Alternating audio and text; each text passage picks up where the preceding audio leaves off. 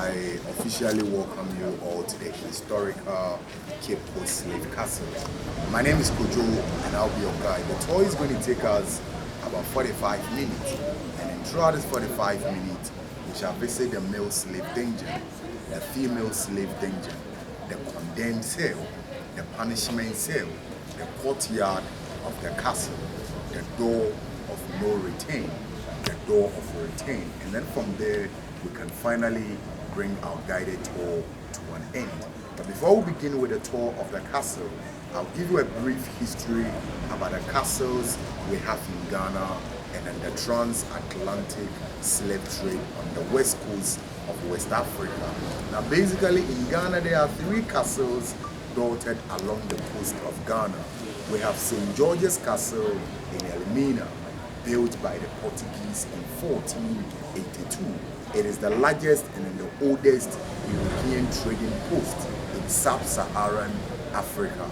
We have the second one also in Accra. That is a Christianborg Castle, built by the Danes in 1661. That is the second largest castle we have here in Ghana. And then finally, we have Cape Coast Castle, built by the English in 1664. So Cape Coast Castle, where we are at the moment, this is the smallest among the 3. But this very edifice, it was once built as a fort known as the Karilosberg Fort by the Swedish in 1653. The fort changed hands severally between the Swedish, the Danes, the Dutch, until the British captured it in 1664. So it was the English who developed the fort into a castle status as we see today. Cape Coast Castle, as it exists today, it was built over a period of 300 years. It wasn't built at a go. It was rather built in stages before the whole edifice was fully completed. But then the land on which the Cape Coast Castle sits on now, the land itself, it has been occupied by different European nations. The Portuguese were the first Europeans to have settled on this very piece of land. From there, the Swedish, the Danes, the Dutch, and then the English. So the English were the last Europeans to have occupied this very piece of land. Now, Europeans that left Europe to trade in West Africa, they built about 40 foreign castles in the whole of West Africa. Now, out of these 40 foreign castles, Ghana had 30 out of the 40, mainly because of the gold we had here then. Now, the processes in which one is made to serve another, it has been with man since time immemorial. For that reason, we Africans, we understood the concept of slavery before the arrival of the Europeans. It is because among African societies, we were practicing some form of slavery in African societies.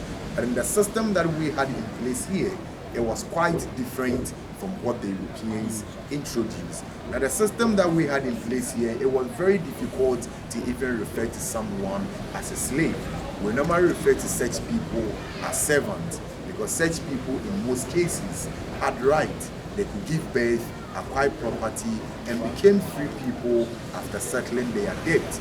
And so within the society setting, it was very difficult to even identify a slave from a free man, because they were all fed, sheltered, did everything equally within the society.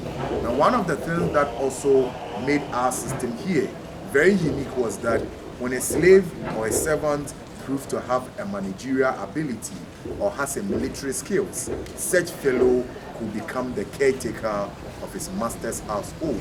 Descendant of such became royals. When a slave woman marries into the system, she ceases to be a slave and had a royal descendant. So this was a kind of slavery we were practicing here in African societies before the Portuguese got here with the supposed idea to barter trade in gold and ivory. Now why am I even saying with the supposed idea? It is because long before these castles were built, the Portuguese were already trafficking Africans as slaves to Europe, long before these castles were built.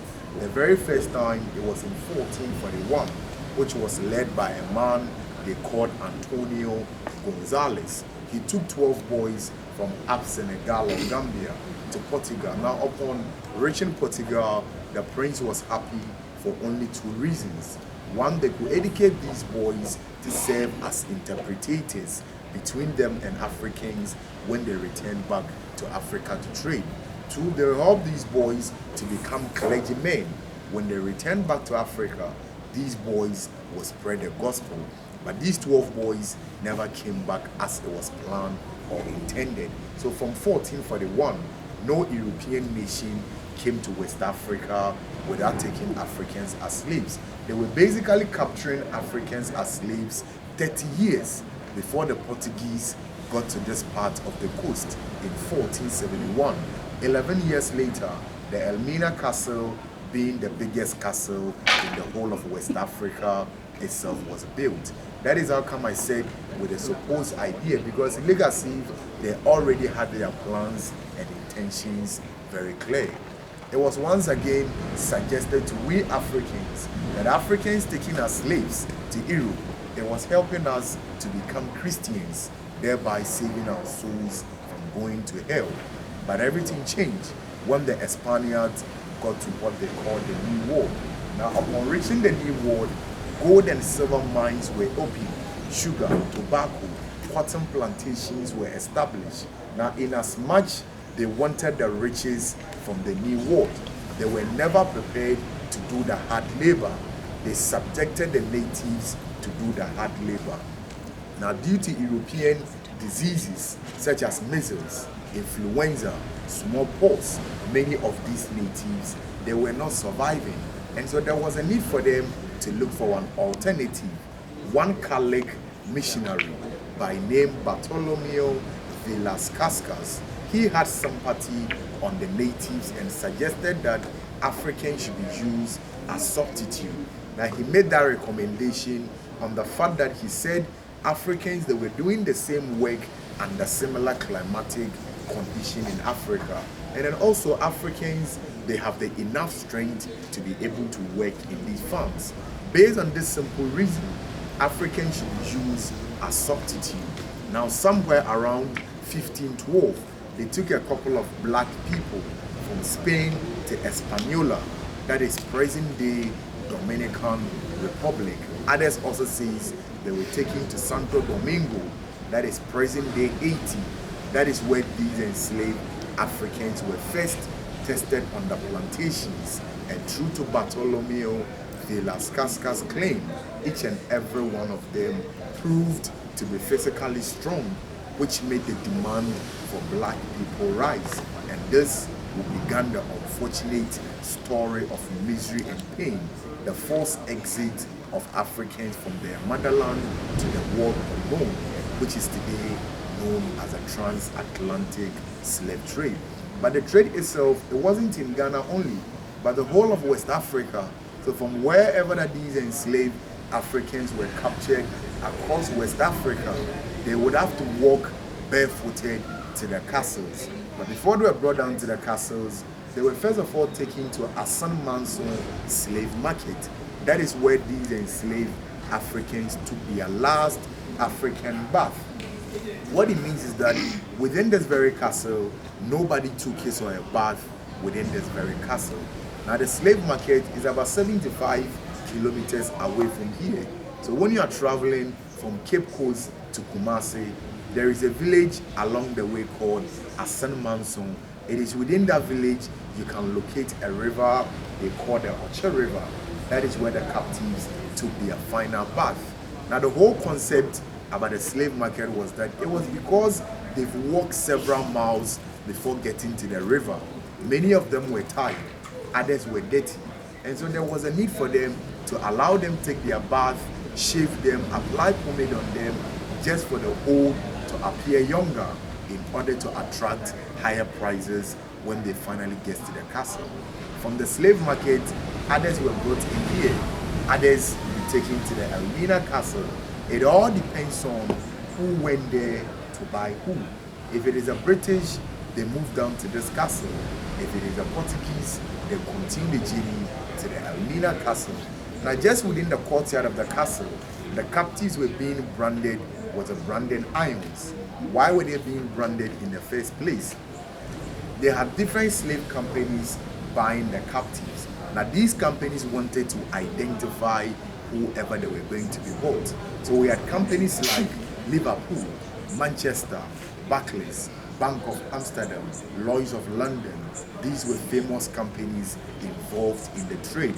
Now these companies introduced branding iron. A branding iron, it is just a metal, but on top of the metal, the slave company has its name, or probably has a company's logo on top of the metal.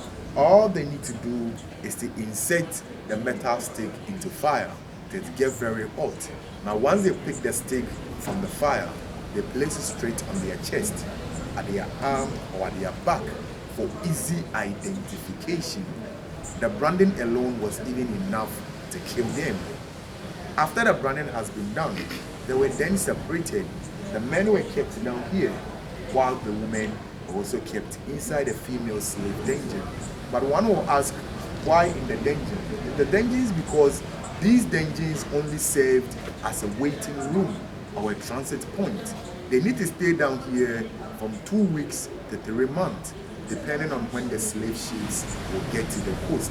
Now once the slave ship gets to the coast, they will then have to transport all the captives to the Americas and the Caribbeans, to the likes of Jamaica, Brazil, Argentina, Trinidad and Tobago, Guyana, Haiti, Suriname, New York, Virginia, South Carolina, North Carolina, Colombia, Venezuela, and so many other places in the Americas. Over there, they just have to auction the captives, sell them out to plantation owners for them to work in their newfound plantations. In 1807, the English passed a law to abolish the slave trade within their territories, but those of the British inside this very edifice refused to end the trade in 1807. They still continued with the trade till 1833 before it finally ended here. The trade lasted for more than 400 years, more than 4 centuries. So please, I'm going to pause for a while. If there are questions you'd love to ask, please, you can do so before we begin with a guided tour. So please, any questions before we start the tour?